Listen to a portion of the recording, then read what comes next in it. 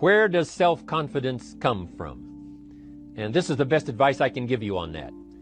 Not neglecting, first of all, the small daily disciplines. Self-confidence really comes from feeling good about yourself. And one of the best ways to feel good about yourself is at the end of the day to know that you poured it on. You did your best. If you conducted a meeting, you did the best you could. If you made a phone call, it was the best phone call you could possibly make. If you wrote a letter, it wasn't a casual letter, it was your best letter. At the end of those kind of days, when you feel good about yourself, self-confidence starts to rise. You know that if you can have this kind of a good day, you can have another one the next day, and those days become the weeks become the months, and the month becomes a powerful year. What's up, dreamers? Welcome to another episode of Helpful Dreams. This is where we discuss and analyze the most life-changing concepts of all time from all of the best mentors of all time. And today we're going to be diving into the topic of self-confidence and how we can better raise our self-confidence. I'm going to be sharing with you guys an experiment that will show you exactly how important self-confidence is in getting you to where you want to be in life. So we're going to go ahead and play that right now. These are anagrams. Just do the first one only. Go ahead and solve it. An anagram is rearrange the letters to form a word. Just one. Just rearrange those letters to form a word. When you're done, I need to see your hand raised. Keep going, we'll wait. Keep your hands up, please.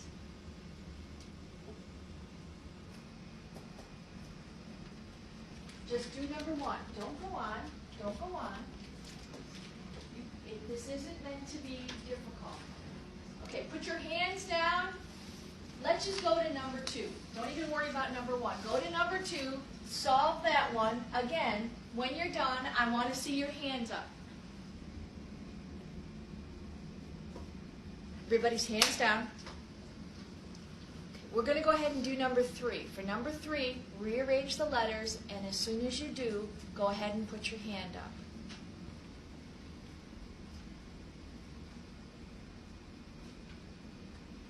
Here's what you need to know. You were both given two different lists.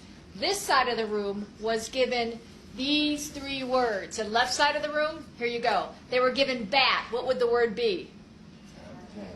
The second one, they were given lemon. Brian, the word? Melon. Melon. They were easy. The trick here was both of you were given the third word, which was the same. The third word was cinerama, which was American. Your first two words on this side of my classroom were not solvable. They were impossible tasks. I'm sorry. I know, but here's what we did this for. I was able to induce something called learned helplessness in the left side of the room very easily within about 5 minutes. I want you to think about what happened to you, this left side of the room, when you saw the right side of the room raising their hands because they already had the task done. What happened to you during that time? Jory? I felt stupid. You felt stupid? Yeah. Okay. I felt rushed. Felt rushed? Joelle? I was even more confused. You were even more confused because they all got it and you were still struggling. Chelsea? Frustrated. Frustrated. What happened by the time you got to the third word? Because I'm here to tell you, this side of the room is not significantly more intelligent than this side of the room. That was a random assignment. So what happened to show the differences? Why did you have more of a difficult time with the third word, which was the exact same word? Brian? My confidence was shot.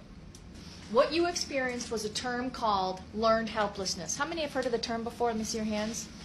Learned helplessness is often used in the academic literature to mean what? Jory? Basically, they fail once or can't do something one time, and then they apply that to everything in the future. I love watching this experiment because it shows us exactly how powerful self-confidence and our belief in ourselves is in guiding us to success and giving us the momentum that we need to be successful. In this experiment, the people who got the answers that were unsolvable were comparing themselves to the other half of the class who seemed to be getting the answers right every time. The students who doubted themselves in the beginning also carried that doubt into the third question, which was the same as the other half of the class, but it made it more difficult for these students to get it done because they were doubting themselves and they already felt like so behind compared to the other class that it affected their ability to actually get the answers done. I love this experiment because it shows us how when we compare ourselves to people who are farther ahead, we might begin to develop self-doubt in ourselves, which can sabotage our chances of success. The first step to getting out of this rut and building our self-confidence is to stop comparing ourselves to others. This is especially hard to do in today's society when we have access to social media and we get constant glimpses into the lives of others. We must realize that the things that we see on social media and the qualities that we see in others are not necessarily the full truth. The truth is that everybody runs at their own pace. Everyone has their own strengths and has their own weaknesses. And where you may see only the strengths in another person, you're neglecting the fact that they also have weaknesses.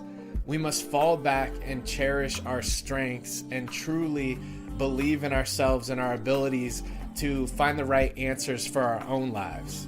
Another big step that we can take in building our self-confidence is to surround ourselves with others that build us up rather than tear us down. It's common, especially when you're trying to do something for yourself and live your own dreams and your own truth, that you're going to come against pushback because it'll make people around you feel uncomfortable. We have to learn to push through that because people's words carry weight, and the things that they tell us can have an effect on if we really see our dreams through or not. Deep down, you know what is right for you. If you stay true to yourself, it's important to stand behind that, stay on path, and continue down your road to your dream. Another great step towards building self-confidence is beginning to take care of your body. And it can be the smallest things, such as going on a walk per day, or like we've talked about before, eating the apple a day. These things are small, but doing something that is healthy for yourself is constantly reaffirming that you are taking care of yourself and you're someone who has the ability to do those things and take those steps. Taking care of our nutrition and our exercise and our body is a great way to start to build self-confidence. Another great step is practicing positive self-talk. Anytime you catch yourself talking negative about yourself, try and reroute that to a positive affirmation that can replace your negative thoughts. For a lot of people, our self-talk was implanted into our minds from the times we were young by the people who were around us and who raised us. It's possible that we have remnants of that negative self-talk that was imprinted into our subconscious at a young age, and we need to break the pattern and replace those negative thoughts with positive. A great way to do this is affirmations in the beginning of the day or at the end of the day to try and imprint into our subconscious a new pattern. Another great step towards building self-confidence is putting yourself in a position where you can do what you're good at and you can play life to your strengths rather than your weaknesses. Try and find situations in jobs and work where you can be in a work environment where you're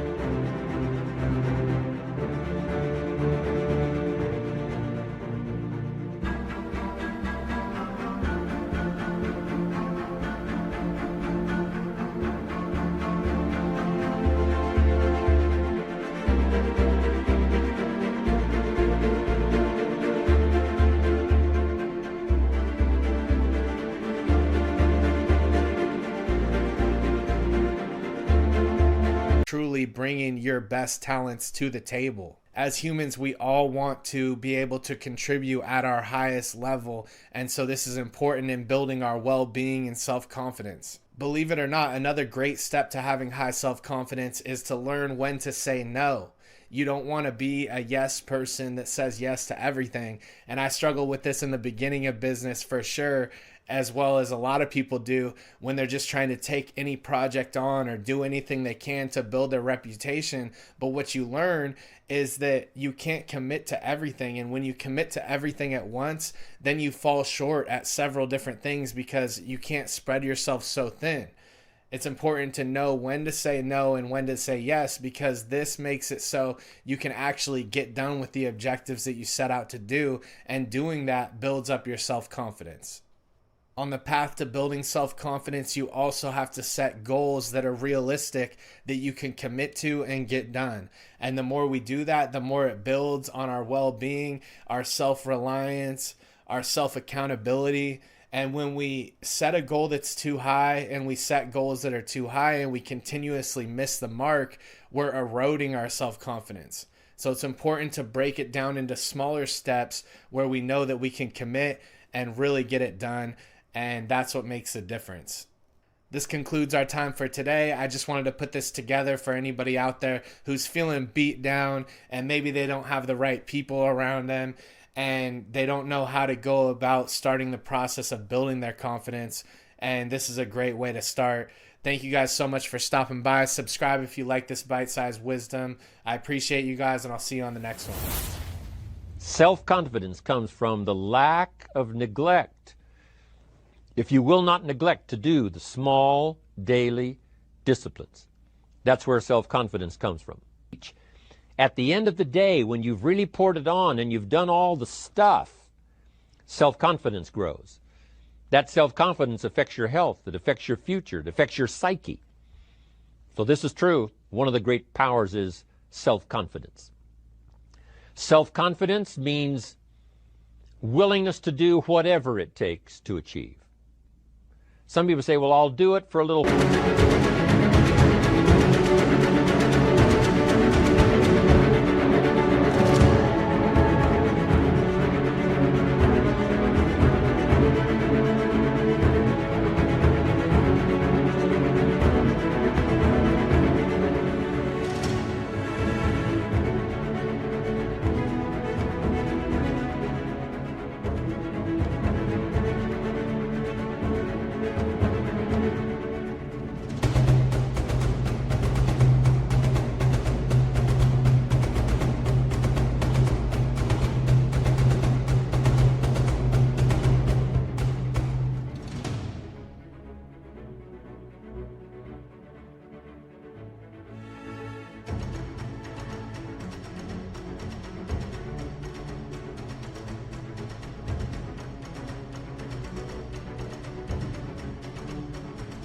while and see what happens.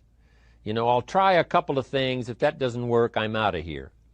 And all of us know that that kind of person doesn't have much of a future. But if you're willing to do whatever it takes, if I have to learn a couple of things, I will learn those things. If I got to learn 5 or 6 things, I'll learn all 6. If I have to take an extra class, I'll take an extra class. If I've got to read the books, I'll read the books. If I have to consult with people who know more than I know, I will do the necessary consulting. Whatever it takes, I will do. That starts to develop unbelievable self-confidence. Self-confidence also comes from the ability to rise above your circumstances, to rise above what happens, the petty little things, the discouraging things that would sink everyone else's ship except yours, that would cause someone else to quit early in the day, but you keep going. That kind of willingness to overcome all circumstances, whether it's the little challenges or the big challenges. If you're willing to do that, I promise you, this kind of power will work for you, and in you, the variable, it'll make a difference.